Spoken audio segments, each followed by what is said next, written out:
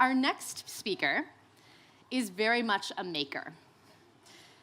Her name is Alexandra Clare, and she is the co-founder of Recoded. Has anyone heard of Recoded? Okay, we've got a few people. Recoded is awesome, guys. Who here feels like they were really lucky to have an awesome education? Okay, most of us, right? We're very lucky. Who really hated their education?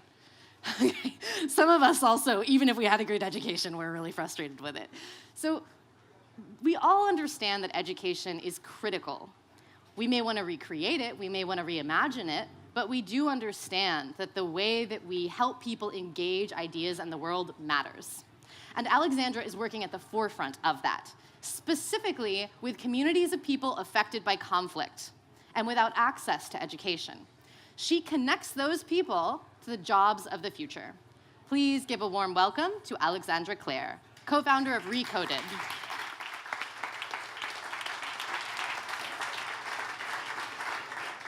Hi, everyone. Thank you so much for that wonderful introduction. It's a pleasure to be here today at Catapult.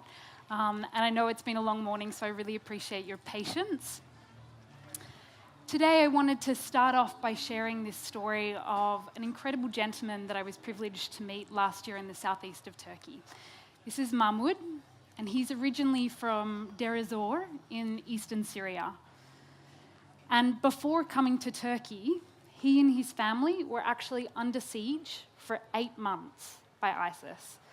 During that time, they had no electricity and very limited access to food and water. It's really hard to imagine living like that. Eventually, Mahmoud and his family were able to escape and went to the southeast of Turkey. And despite being very well educated at university and having great work experience, Mahmoud really struggled to find a dignified job. After months of searching, he eventually managed to get a job as a mobile technician, getting paid much below minimum wage, but at least being able to earn enough of an income to be able to support his family. And I would love to tell you that this story is an anomaly. But as we've already learnt today, Mahmoud is one of 60 million people that are displaced by conflict worldwide, that lack access to education and employment.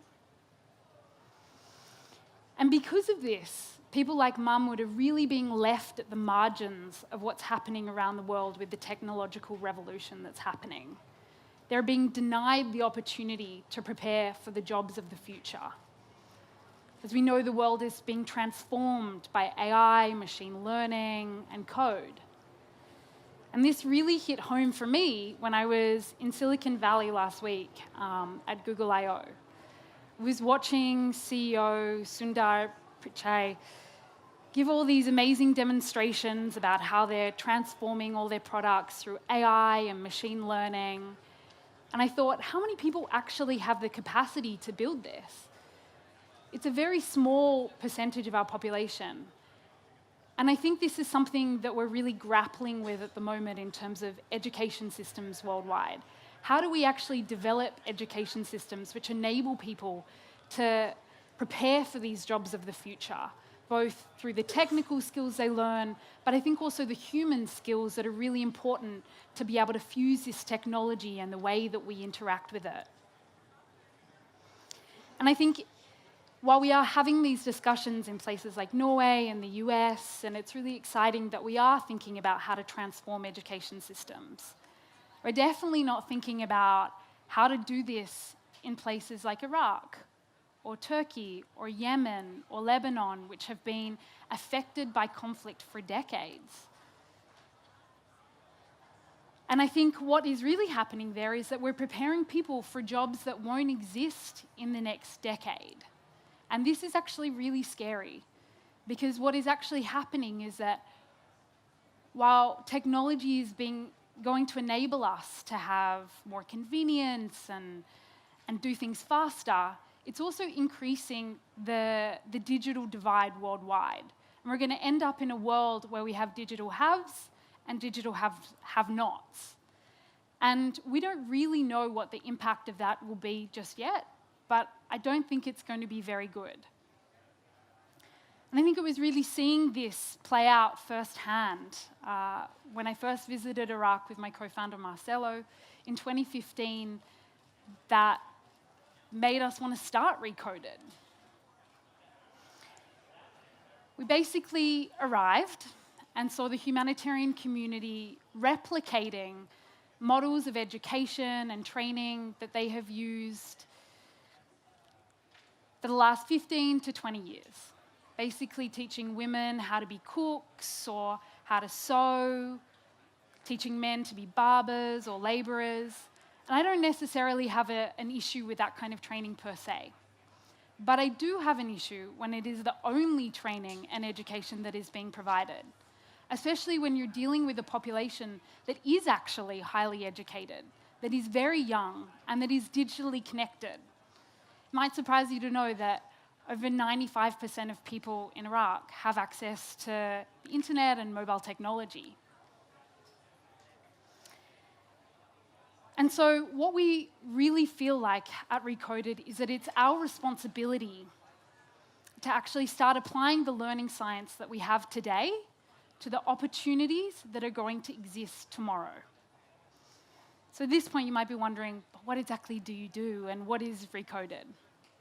So we're a humanitarian startup which is providing conflict-affected youth like Mahmoud with skills like coding and soft skills like creativity and problem solving, and then linking them to jobs in the tech sector, both locally and globally.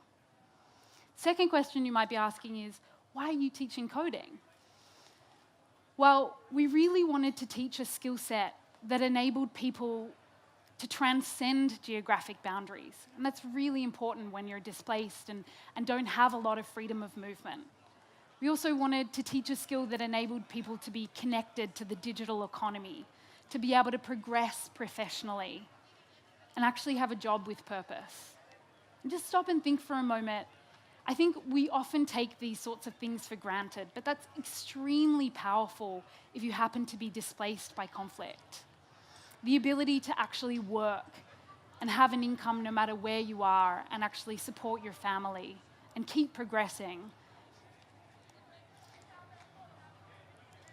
And as for Mahmoud, 1 month after graduating from our bootcamp, he's already earning 5 times his former salary, and he's having a multiplier effect in the community that he lives in. He's employing 4 of our other graduates to work as remote developers for clients in the US, UK, and Turkey. That's really, really exciting. And that's what we hope happens when life gets recoded. So let me talk through a little bit about how exactly we do this. First of all, we try to identify the right talent. So this means we have a competitive selective process to get into our programs. We take them through a 4-stage application process. We're trying to select people that have an aptitude for coding already, that have a passion for technology. And these are the types of people that have grit, resilience, a desire to learn, and really strong communication skills that we know will enable them to succeed. We also believe fundamentally that diversity is beautiful and that brilliance is gender neutral. And because of this, we have at least 40% women in all of our programs. And that's pretty incredible when we think about gender diversity in technology generally. I think we're standing at about 11% of women in the tech industry. So having 40% of women in places like Iraq and the south of Turkey is pretty incredible. And I think we want to continue to expand this. So Recoded over the next year is going to start rolling out all female coding programs across the Middle East. After selecting these people, we teach them to code. So we take them through 4 to 5 month programs. We adopt a blended learning approach where we collaborate with the best coding schools in the world to give us their curriculums. We get world-class developers to come into the classroom, and we get our students working on real project-based learning so that they actually develop the skills to code and build up their portfolios while they're in our programs. But we also know that it's not enough to just teach people technical skills these days. We also want them to become amazing leaders in their communities. We want them to be the pioneers of the technology industry. So we integrate a lot of soft skills in our program. That means we teach them to be creative, we teach them to be problem solvers, we teach them to think analytically, and to give really strong feedback to people around them, because those communication skills are really critical. And we try to make sure that they're actually ready for the real world. So we actually built an apprenticeship program into our boot camp, where for the last 8 weeks of all of our programs, our students work in teams of 4 or 5 with real clients around the world. It means we're getting startups and established companies that want applications or websites developed, and our students are creating them for these clients. 30% of our students actually go on to be hired full-time by these clients after graduation. But those that don't, we're preparing them throughout the program to land that kick-ass job. So we give them career counseling and guidance. We try to map out where they want to go, whether they want to be a startup founder, or whether they want to be working as a remote developer or locally in their communities. And that's really important. But I think one of the things that really makes us stand out is that we never stop caring deeply. And that's something not to be taken for granted. When you've been displaced by conflict and people continue to tell you no because of your nationality, because of where you live, having someone fundamentally believe in you and support you throughout a learning journey can be hugely transformative. I think our ultimate goal with Recoded is really to build a network of people across the Middle East, a network of technologists that can start solving some of the most pressing challenges that they see in their countries and their communities.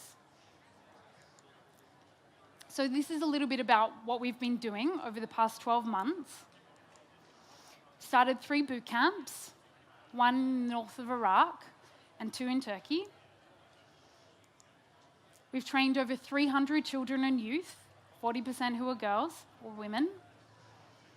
We've taught, at the very least, 2,000 hours of coding, and our students have created over 700 mobile applications.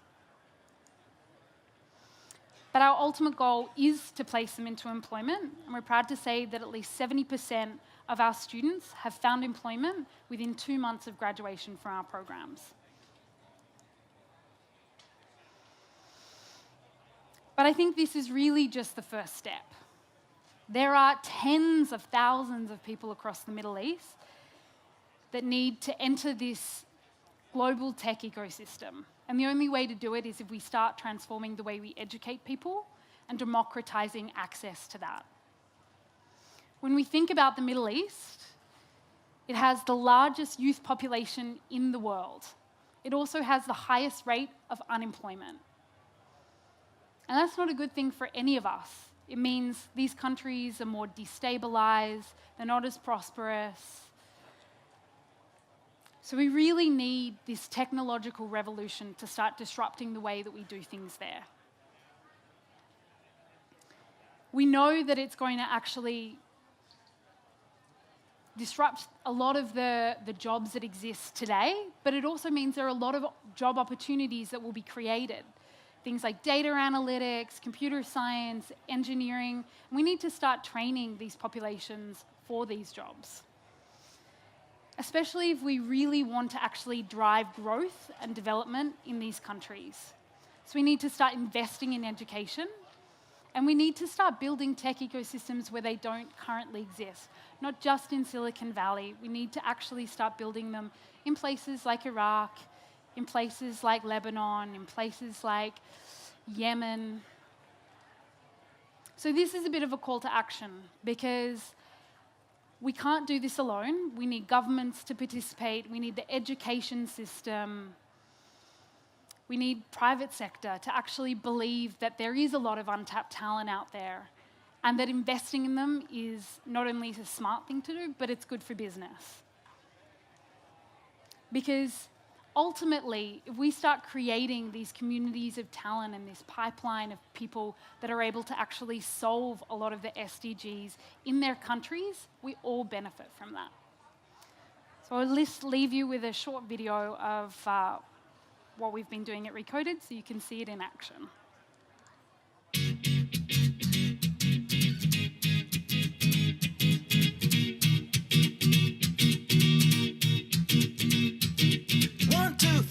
Get my shoes and out the door. 5, I'm alive. 6, 7, 8, feeling great. 9, gonna shine, life is good. I'm doing 5, 10, gonna do it right and do it again, yeah. I look into the sky with all the beautiful color, but there's more than just for me, so gonna share it with another. I got to show, to give, let out. I want to sing and shout. Take a look